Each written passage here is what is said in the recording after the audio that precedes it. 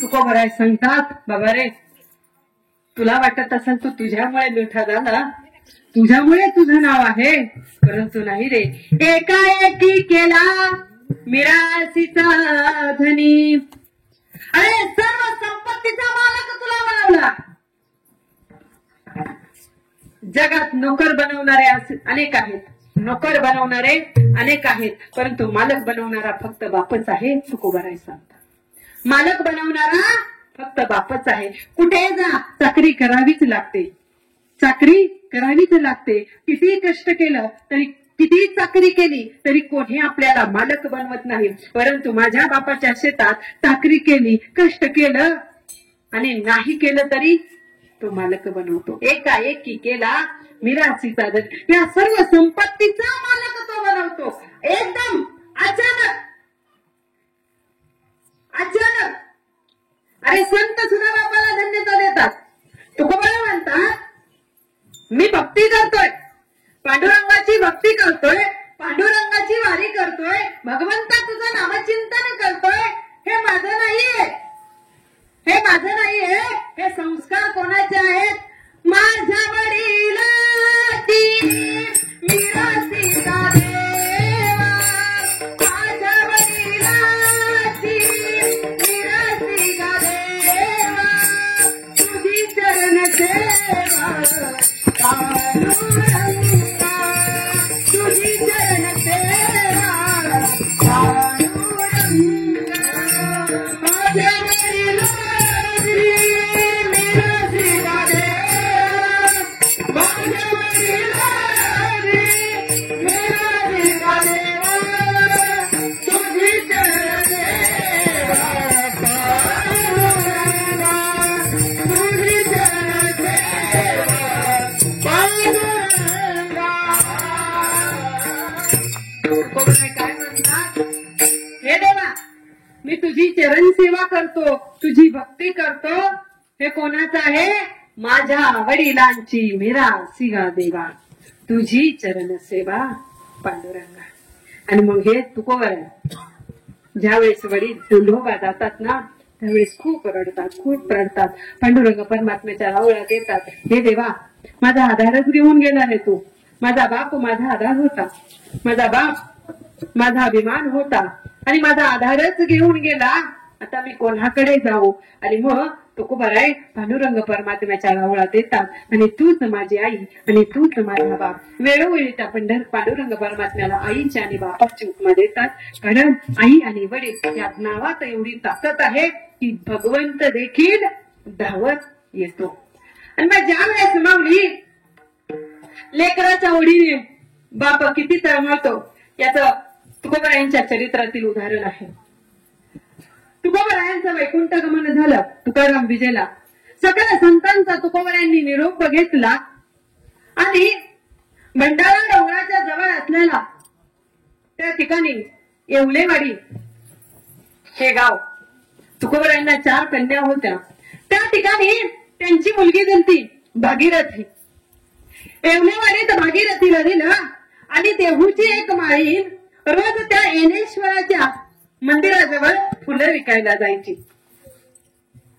5 दिवस झालं. आता तुम्ही विचार करा, एखादा गावातील कर्ता पुरुष किंवा गावातील खूप श्रेष्ठ व्यक्तिमत्व गेलं तर सर्व गावाला हळहळ लागते. इथं तर जगाचा चालक पांडुरंग परमात्मा ज्यांना न्यायला आले ते संत आहेत, संत आहेत, ज्ञानवंत आहेत, कीर्तिवंत आहेत, गुणवंत आहेत, प्रेमळ आहेत. या संतांनी काय केलं? जगाला जागा केलं, जगाला उपदेश दिला, अभंग साहित्य लिहून ठेवली, भक्तीचा मार्ग जगाला दाखवला.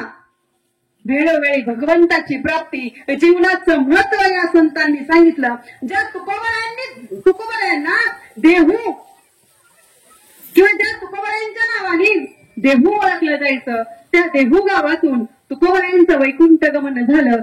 सर्व देहूतील लोकांना दुःख झालं, दुःख झालं. त्या ठिकाणी अवली तर गर्भवती आहे, नारायण महाराज पोटात आहेत. कोणी अनेक जण म्हणतात ज्यावेळेस तुकोबराय वैकुंठाला गेले ते त्यांच्या पत्नीला म्हणत होते आमच्या बरोबर चल, परंतु माऊली तुकोबरायांचं चरित्र वाईटकांनी वाचा. त्या ठिकाणी अवली गेली नाही, कारण तिला कळत नव्हतं संतांची पत्नी होते, संगतीचा खूप गुण असतो. आणि ज्या वेळेस तुकोबराय अगदी तन मन एकत्र करून भगवंताची भक्ती करत होते ना, त्यावेळेस त्यांना भुकेचंही भान राहायचं नाही, तहानेचंही भान राहायचं नाही. उपाशी त्या ठिकाणी भंडारा डोंगर, रामचंद्र डोंगर, गोराड्या डोंगरावर भगवंताची भक्ती करत राहायचे, भगवंताचे भक्ती करत राहायचे. मग तुकोबराय उपाशी आहे, स्पष्ट शब्दाने अवली बोलायची, परंतु तुकोबराय उपाशी आहे, माझे पती उपाशी आहेत, म्हणून पुन्हा भाकरी घेऊन एवढा डोंगर चढायची. चरित्र कथा अशी आहे की तुकोबरायांच्या आधी अवलीला भगवंत भेटले, कारण ज्या वेळेस अवलीच्या पायात काटा रुतला ना, त्यावेळेस भगवंत काढायला आले. आणि आपल्या पायाला भगवंत, आणि ज्या भगवंताच्या पायाचा स्पर्श आपल्याला होत नाही, त्याचा स्पर्श आपल्याला व्हावी. मग ती अवली स्वार्थी असेल का? ती अवली कटकटी असेल का? नाही, ती देखील भक्त आहे. परंतु फक्त तुकोबरायांना बोलायची की तुम्ही भगवंताच्या नामात खूप वेडे झाले, किंवा विठ्ठलाने, या काळ्या विठ्ठलाने तुम्हाला वेड केलं. मग तिला वाटलं आपला पुढचा वारकरी संप्रदाय कोण चालवायचं, म्हणून त्या ठिकाणी ती गेली नाही तुकोबरायांबरोबर. आणि आज जर पालखी सोहळा चालू आहे ना, तो तिच्यामुळेच, कारण नारायण महाराजांनी हा पालखी सोहळा पुन्हा चालू केला. मग सर्व देहूगाव दुःखित झालं. जी माळी येवलेवाडीला जायची ना फुले विकायला येवलेश्वराच्या मंदिरात, ती 5 दिवस वाडीत आली नाही.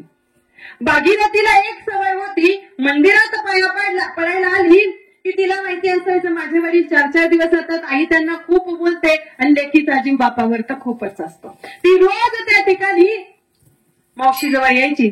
अगं मावशी, माझे बाबा बरे आहेत का?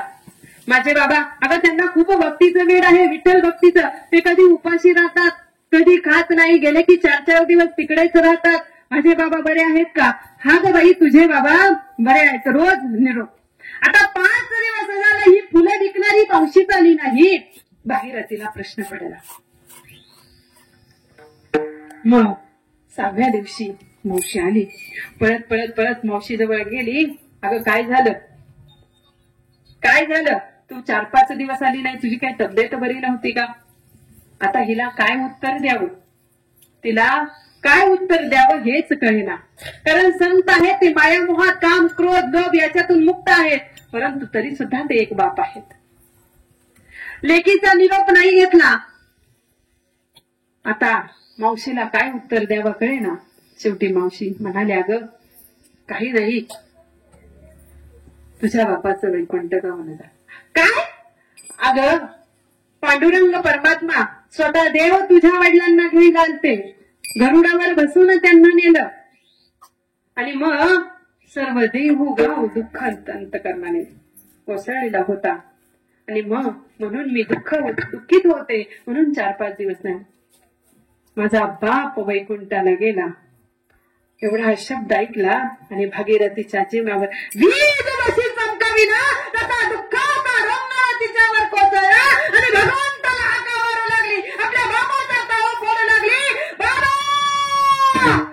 बाबा गेले, बाबा गेले, बाबा गेले कोण्या गावात, बाबा गेले,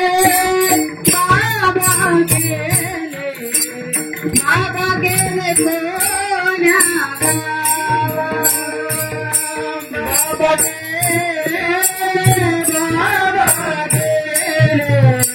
बाबा गेले, बाबा गेले, बाबा गेले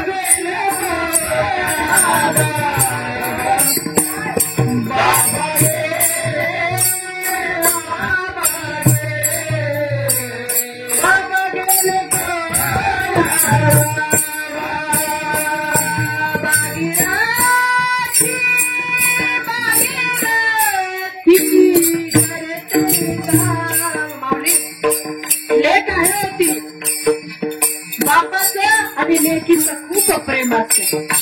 कधी न रडणारा कधी रडतो माहितीये, लेकीच्या लग्नात. लेकीचं दुःख बापाला कधीच पावत नाही. अरे आपल्या लेकीच्या सुखाचा निरोप घेण्यासाठी बाप वारंवार आपल्या लेकीला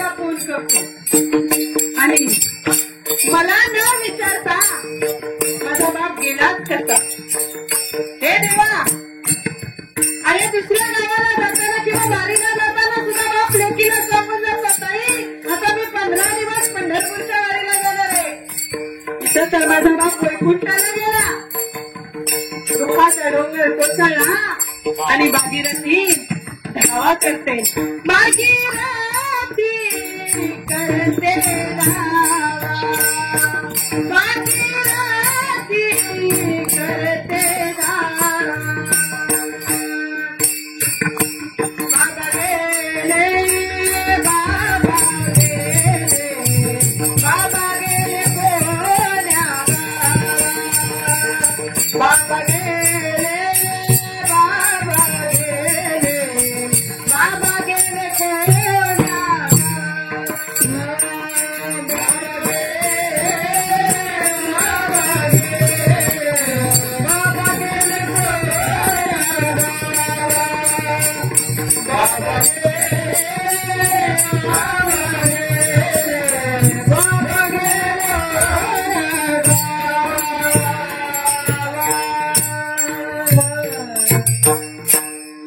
तुकोबरायांची मुलगी आहे होती. तुकोबरायांनी इतकीच हट्टी. जसं तुकोबरायांना भगवंताजवळ जाता येईल ना, हट्ट धरला, देवा मला भेटायला या. इतका हट्ट केला, विनवणीच्या अभंगात, करुणापूरक अभंगात तुकोबरायांनी वेळोवेळी त्या पांडुरंग परमात्म्याला बोलून घेतलं. पांडुरंग परमात्मा आले, तुकोबरायांना घेऊन गेले. परंतु या लेकीने टाकू घेतला. बाप येईना, बाप येईना. माझी लेक टाहू फोडतीये, मी तिला विचारून आलो नाही. मग पुन्हा वैकुंठावरून तुकोबराय भागीरथीला भेटायला मृत्यू लोकात आले. सत्य घटना आहे, भाकड कथा नाही. वैकुंठाहून पुन्हा भागीरथीला भेटायला आले. अगं बाहेरवरून माझा बाप आला तर माझ्या बापाला काय खायला करू, काय नको असं होतं. इथं तर वैकुंठाहून माझा बाप आलाय. गरीब परिस्थिती आहे, परंतु आता माझ्या बापाला काय करावं, काय करावं, काय करावं. तिने शेवया येळल्या, परंतु शेवईत आता गुळ कसा टाकावा. वैकुंठाहून माझा बाप आलाय. माहेराहून आला कोरा चहा आपल्याला दिवशी वाटत नाही, दूध आणतो. वैकुंठाहून आला आता माझ्या बापाला त्याच्यात दुधाचा तांब्या घेऊन गावभर फिरते, वाडीभर फिरतीये. येवलेवाडीत सर्वत्र फिरली, दूधच मिळालं नाही. तोंड पारून घरात आली. तुकोबराय म्हणतात, काय झालं ताई, काय झालं बाळा. काही नाही हो बाबा, दूध आणायला गेले होते. लेकीचं पडलेलं तोंड तुकोबरायांना पाहवलं नाही. पुन्हा येलेश्वरा, थांब एवढंच ना ग, नको रडू, नको तुझा चेहरा पाडू, दुःखीत होऊ नको ताई, मी दूध घेऊन येत. अहो बाबा, तुम्ही वैकुंठाहून आला, तुम्ही का झाला. अगं पण तुला दुःखांत करणारे सोडून मला पुन्हा जावं असं वाटणार नाही ग, थांब मी दूध घेऊन येतो. दुधाचा तांब्या घेतला, येलेश्वराच्या मंदिरात आले आणि येलेश्वराचा धावा केला. अरे येलेश्वरा ते पूजिले, दुधा नंदीचे काढिले. तुकोबरायांनी नंदीचं दूध काढलं. नंदीचं दूध, नंदीला दूध कधी असतं का. परंतु भक्तीत एवढी ताकद होते आणि हे पितृप्रेम एवढं श्रेष्ठ होतं. आपल्या लेकीसाठी त्या येलेश्वराला, त्या महादेवाला साकडं घातलं आणि नंदीचं दूध काढलं. भागीरथी जवळ घेऊन गेले, शेवया वगैरे खाल्ल्या, सगळं झालं. आणि पुन्हा आपल्या मौली, मी मगाशी सांगितलं, संस्कार लावणारा बापच असतो. भागीरथीला जवळ घेतलं. बाळा, अगं मी वैकुंठाला गेलो, परंतु बाबा तुम्ही मला न सांगता कसे गेले. अगं मी ज्याच्यासाठी अट्टहास केला होता तो देव मला न्यायला आला. आता मी कशाला थांबू. असं सारखं सारखं हाका मारत जाऊ नको ग. आता परत मला हाक मारू नको. मला एकदा येता आलं, परत येता येणार नाही. भागीरथी बापाच्या गळ्यात पडून पडून रडते आणि तुकोबराय आपल्या लेकीचा निरोप घेतात आणि पुन्हा वैकुंठाला जातात. म्हणजे बाप लेकीच्या नात्यात एवढं श्रेष्ठत्व आहे. बाप एवढा श्रेष्ठ आहे. आणि मग ज्या वेळेस संतांची मुलगी आहे, तिला बाप वैकुंठाला, आपल्या चांगल्या तिथीला मरण आलं की आपण दुःख होतं, पण पुन्हा अभिमान मानतो की जाऊ दे, माझ्या बापाचं चांगलं झालं, माझा बाप वैकुंठाला गेला. परंतु इथं देखता देव आला, न्यायला आला, तरी तिच्या त्या लेकीला दुःख आवरलं नाही, संतांच्या लेकीला दुःख आवरलं नाही. तुम्हा आमची काय तर तुम्ही आम्ही तर मनुष्य आहोत, माया मोह याच्यात अडकलेलो आहोत, संसार रूपी धाग्यात, या नात्यांच्या धाग्यात अडकलेलो आहोत. आणि मग ज्या वेळेस आपल्या जीवनातील बाप जातो ना, त्यावेळेस खऱ्या अर्थाने दुःखाचा डोंगर कोसळतो. आणि त्यावेळेस काय म्हणतो आपण, माझ्या डोळ्यातली हसावं कुणी मायेन पुसताना, बापाची महती सांगताना, माझ्या डोळ्यातली हसावं कुणी मायेन पुसताना, ओरे हुंडा का धटतो या गोष्ट बापाची सांगताना, ओरी हुंडा का धटतो या गोष्ट बापाची सांगताना. मला कसं होतया, मला कसं होतया कुणी बाबा म्हणताना, मला कसं होतया कुणी बाबा म्हणताना, पुरी हुंडा का धटतो या गोष्ट बापाची सांगताना, पुरी हुंडा का धटतो या गोष्ट बापाची सांगताना. बाप खूप आधार असतो, लेकरांचा असतो. माझा बाप 90 वर्षाचा होऊ दे आणि दारात बसू दे तरी त्या घराला घर पण आहे. परंतु ज्या वेळेस बाप निघून जातो, घरात आधारस्तंभच निघून जातो, ते घर मोकळं होतं. त्यावेळेस आपल्या आईला विचार, आपण कधी आईजवळ बसलो, आईला विचारायचं, का गाई तू माहेरी का नाही जात, मामाच्या गावी काय जात नाही. त्यावेळेस ती आई म्हणते, अगं आता जाऊशीच वाटत नाही. का ग जाऊशी वाटत नाही? अगं जोपर्यंत माझी आई होती ना, माझा बाप होता ना, तोपर्यंत माझं माहेर माहेर वाटत होता. आता गेलं ना, त्यांची जागेची उणीव भासते ग. आता कोणाला हट्टाने काय मागावं? हट्ट आपण हट्ट बापापाशीच करते. बाबा हा सण आलाय, मला नवीन साडी पाहिजे. हट्ट करणारा बाप, हट्ट पुरवणारा बाप असतो. नवऱ्याच्या आधी सुद्धा आपण बापाला हट्ट करतो, कारण बाप शिस्तही तेवढी लावतो आणि प्रेमही तेवढा करतो. म्हणून ज्यावेळेस आई आपल्याला सांगते की नाही जात ग, माझ्या माहेरात माझा बापच राहिला नाही, आता कोणासाठी जा. ज्या बापाने लेकीन बापाला कळवलं लेक माहेरी येणार आहे, आदल्या दिवसापासून त्याची लगबग सुरू होती. फोन करतो, कुठे आली, कधी येणार आहे, किती वाजता येणार आहे. जर एसटीने येणार असेल तर 10 वेळा स्टँडला येणार का? माझ्या लेकीच्या हातात काही पिशवी असेल तर, तिची पिशवी घ्यायची असेल तर. आणि जर माहेरी आली, परत सासरी निघाली, लेक सासरी सांगितले की बायकोला सांगायचं, अगं ताईला हे दे, ताईला ते दे, आले की बाळा तुला खायला काय आणू ग. आणि मग हे विचारणारा जर बापाच निघून गेला, तर त्यावेळेस दुःखाचा डोंगर जसं वाटतं पांडुरंग परमात्म्याच्या रवळ्यात आले आणि जगाचा चालक पांडुरंग परमात्मा विटेवरून निघूनच गेला. विटेवरून निघूनच गेला. एवढी आई आणि बापाचं श्रेष्ठत्व आहे. म्हणून माऊली जीवनात आई आणि बापाला कधीच दुखू नका. ज्याला आहे ना त्याची सेवा करा. अरे माझ्या बापाला जर खात येत नसेल ना, लहानपणी त्याने आपल्याला चालले, आता त्याला खायला घाला. अरे 2 घास खायला घाललं ना, त्याच्या गळ्यातून पाणी आल्याशिवाय राहणार नाही. कारण हृदय भरून येतं, त्याला वाटतं माझी कूस भाग्याला आली, माझी कूस भाग्याला आली. जर आपण त्याला पाणी सुद्धा जर देऊ शकलो नाही ना, त्यावेळेस त्या बापाला वाटतं की मी याच्यासाठीच यांना जन्म दिला होता का? किंवा तो म्हणतो माझ्या नशिबाचे भोग आहेत. अरे त्याला चालता येत नसेल, चालायची इच्छा असेल तर हाताला धरून चालवायला शिका. त्याला वाटेल मी ज्याचा आधार होतो आज तो माझा आधार झाला. जीवनात गरुड पुराण सांगतं की ज्या वेळेस आपले आई वडील जातात ना, त्यावेळेस त्यांचे अंत्यसंस्कार केल्यानंतर ते मडका पण फोडतो आणि प्रदक्षिणा मारतो. हिंदू संस्कृतीची प्रथा आहे ती. परंतु गरुड पुराण सांगतं हे क्रियाकर्म केल्यानंतर त्या आई वडिलांच्या चितेला 1 प्रदक्षिणा मांडल्यानंतर 1 पृथ्वीची प्रदक्षिणा मांडण्याचं पुण्य आहे. गरुड पुराण सांगतं.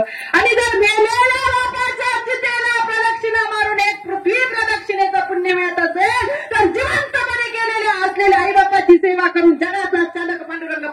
भेटल्याशिवाय राहणार नाही आणि जीवनाचं सार्थक झाल्याशिवाय राहणार नाही.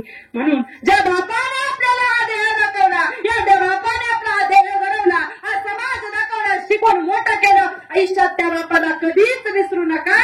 कारण जर बाप गेला तर पाठीचा कणा मोडल्यासारखी जीवनाची अवस्था होते. जोपर्यंत आहे तोपर्यंत त्याचा सांभाळ करा. गेल्या आलेल्या प्रत्येक जीवाला जाणं आहे, परंतु जर माझा बाप सुखाने आणि आनंदाने गेला ना तर त्याचा आनंद वेगळाच असतो. म्हणून एकदा आपण जगाच्या चालक पांडुरंग परमात्म्याचं एकदा भजन करू, जो सगळ्यांचाच बाप आहे. विठोबा रखुमाई,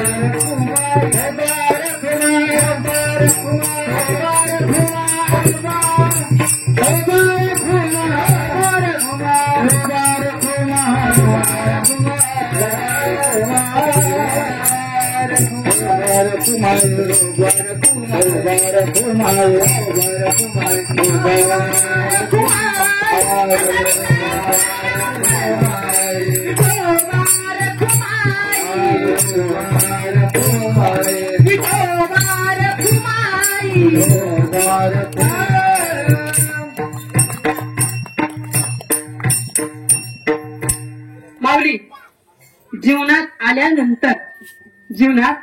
आल्यानंतर नरदेहाची प्राप्ती करून दिलेल्या त्या पांडुरंग परमात्म्याची किंवा कुठल्याही देवाची सेवा करा. आणि नाही देवाची सेवा करता आली तरी आई वडिलांची सेवा करा. कारण तुका म्हणे माये बापे अवघी देवाची स्वरूपे.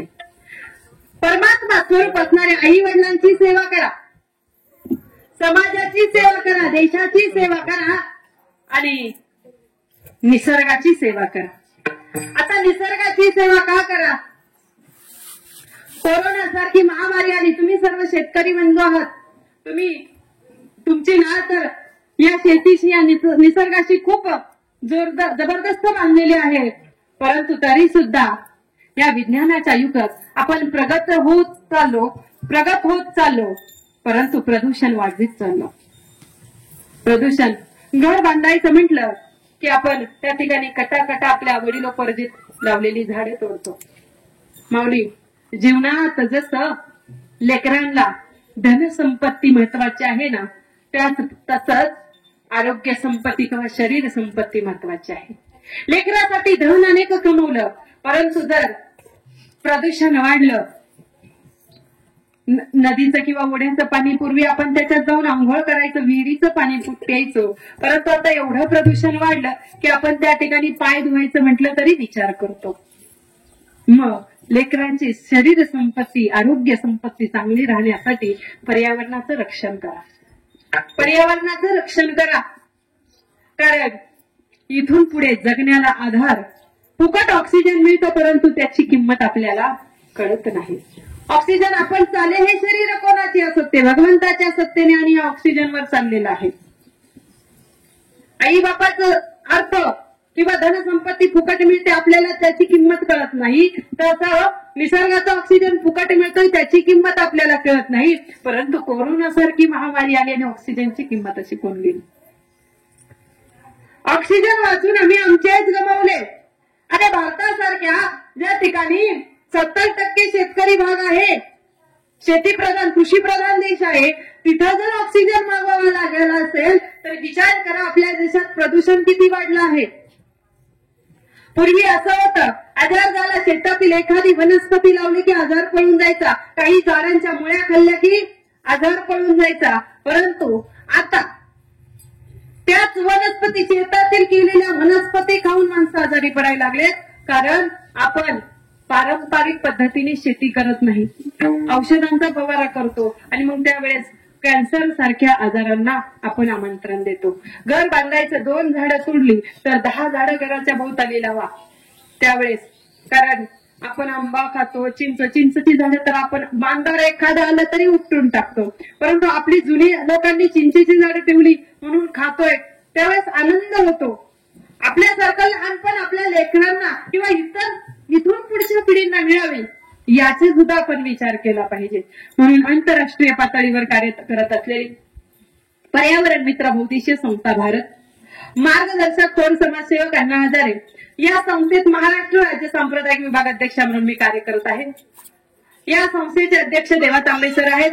यांच्या मार्गदर्शनाने ज्या ज्या ठिकाणी माझं कीर्तन प्रवचन सेवा असेल त्या ठिकाणी 5 वृक्ष मी घेऊन जाते. काहीतरी आपण संकल्प केल्याशिवाय निसर्गाचा किंवा निसर्ग वाचणार नाही, पर्यावरणाचं रक्षण होणार नाही. म्हणून हे वृक्ष देण्यामागचं कारण पर्यावरणाला एक हातभार, निसर्गाने केलेल्या उपकाराची फेड उपकाराने करायची, आणि दुसरं म्हणजे आपण केलेल्या व्यक्तींच्या प्रित्यर्थ अनेक वस्तू वाटतो. कालांतराने ह्या वस्तू फुटूनही जातात, त्याची आठवणही आपल्या डोक्यातून निघून जाते. पण वृक्ष जर ही 5 झाडं लावली, ज्या ज्या वेळेस आपण त्या झाडाकडे पाहू त्या वेळेस आपल्याला आपल्या आई वडिलांची आठवण येत राहील, हे माझ्या बापाच्या पुण्यस्मरणाला लावलेलं झाड. मग त्यावेळेस आपल्या स्मरणातून आई वडील सुद्धा जाणार नाहीत, हे त्याच्या मागचं कारण. दुसरं अजून एक सांगते, ज्या वेळेस व्यक्ती जातो त्यावेळेस आपण काय करतो, अस्थी पाण्यात सोडतो. पहिलं कसं होतं, नदी एवढी खळखळ व्हायची की त्या अस्थींचा मृत्तिका होऊन जायची, माती व्हायची. तर त्या आपण अस्थी आता पाण्यात न टाकता, कारण आता पाण्याचा प्रभाव एवढा, आता एक पाऊस झाला, उन्हाळा पडला तर आपल्याकडे प्यायला नाही, गुरांना सुद्धा पाणी नसतं, काही ठिकाणी एवढी बिकट परिस्थिती आहे. म्हणून काय करा, तर त्या पाण्यात अस्थी न टाकता डोंगरावर किंवा आपल्या शेताच्या बांधावर त्या अस्थी टाका आणि त्याच्यावर गरुड पुराणाने 2 विभागाला त्या ठिकाणी मान्यता दिलेली आहे. अस्थी एक तर जलविसर्जित करायच्या, परंतु पूर्वी त्याच्या मृत्तिका व्हायच्या. परंतु जर आपण अस्थी टाकून जर तशाच कुदत असतील तर त्याचा उपयोग नाही. म्हणून शेतात बांधावर, आणि दुसरं म्हणजे आपण त्या अस्थी खड्ड्यात टाकून त्याच्यावर वृक्ष लागू शकतो. म्हणून अस्थी पाण्यात न टाकता, कारण जलप्रदूषण थांबेल, खड्डा घ्यावा, त्याच्यावर झाड लावावं, आपल्या गेलेल्या व्यक्तीची आठवण कायम आपल्याला राहील आणि पाण्याचं प्रदूषण थांबणार नाही. दुसरं म्हणजे आपण माणूस गेल्यानंतर त्याची कपडे, त्याची घोळगडी, चादर सगळं काय करतो, उचलतो आणि ओढ्याला नेऊन टाकतो. जो आपण जिवंत आहे तोपर्यंतच आपली गोधडी पाण्यात टाका, महिन्याने जातीची अवस्था पाहावेल का? नाही. जिवंत आहे तो, मग आपल्या आई बापाचे आपण टाकतो, त्याच्या आत्म्याला पाहावेल का ते? नाही. त्यांची कपडे पाण्यात टाका, आपलं कसं जाईल आपल्या समाजाचं? मेलेल्या व्यक्तीची जमीन चालती, सोनं चालतं, परंतु कपडे आपल्याला चालत. मी म्हणते, काही लोक म्हणतात चांगलं नसतं घरात ठेवले, मग त्याचं सोनं कसं चांगलं असेल ते पण द्यायचं पाण्यात टाकून. सोनं चांगलं असतं का? सोनं चालतं. जमीन पण दान करून टाकावी, कशाला ठेवायची? त्यांनी कमव, चांगलं नसतं, पितृदोष लागेल. आपण म्हणतो घरात ठेवले की पितृदोष लागेल. नाही हो, ह्या वस्तू एखाद्या गरीबाला दान करा. मी काय म्हणते, त्या घरात अजून म्हणाल ते कोण वापरायचं? आहेत समाजात निर्वस्त्र असणारी अनेक लोक आहेत, त्यांना दान करा. मग त्यांना अंगाला कपडे मिळतील आणि पाणी प्रदूषणही थांबेल आणि आपल्या बाप्पाचा आत्मा देखील तृप्त होईल की बाबा खूपच कुजलंय, खूप हे झालंय, पाण्यात नका टाकू, हे जाळून टाका, त्याची राख करा, ती झाडांना घाला, त्याच्यावर झाडे लावा, परंतु पाण्यात टाकून पाण्याचं प्रदूषण करू नका. कारण इथून पुढे अशी परिस्थिती येईल, आज आपल्या मुलाला पूर्वी आपण शाळेत पाण्याची बाटल्या नेत होतो का? नव्हतो नेत. नेलं तर डबा न्यायचं. पाण्याच्या बाटल्या हा प्रकारच माझ्यापर्यंत पण नव्हता. पाण्याच्या बाटल्या हा प्रकारच नव्हता. आता पहिली स्कूलमध्ये जायचं म्हटलं की टिफिन बॅग घ्यावी लागते. तिथे पाण्याची बॉटल आणि टिफिन द्यावा लागतो. काही दिवसांनी अशी परिस्थिती नको यायला, ऑक्सिजनची बॉटल सुद्धा लेकराबरोबर द्यावी लागेल. कारण वातावरण तेवढं प्रदूषित झालं तर. म्हणून पर्यावरणाचं रक्षण करा, समाजाची सेवा करा, एवढीच विनंती तुमच्या पुढे करते. आणि तुकोबाला तिसऱ्या चरणात सांगतात, लेकरांनी जर दागिने घातले तर त्याचा आनंद बापाला होतो. अभंगाचं तिसरं चरण. गालनिया अलंकार लेवनी पाय अलंकार लेवनी पाय अलंकार लेवनी पाय अलंकार ठेव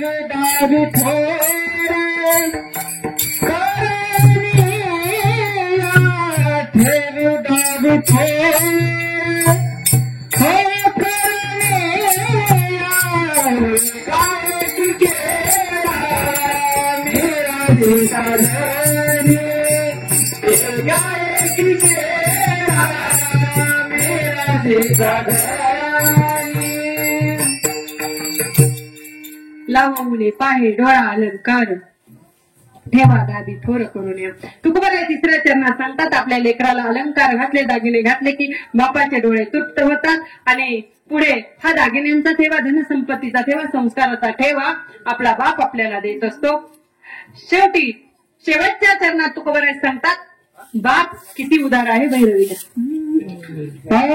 तुका म्हणिले दी गाजवानी काचे तुका म्हणिले दी गाजवानी काचे तुका म्हणिले दी गाजवानी काचे तुका म्हणिले दी गाजवानी काचे उदार जीवासी आपली उदार जीवासी आपली एकाएकी केला निराची साधनी एकाएकी केला निराची साधनी करिया गाणी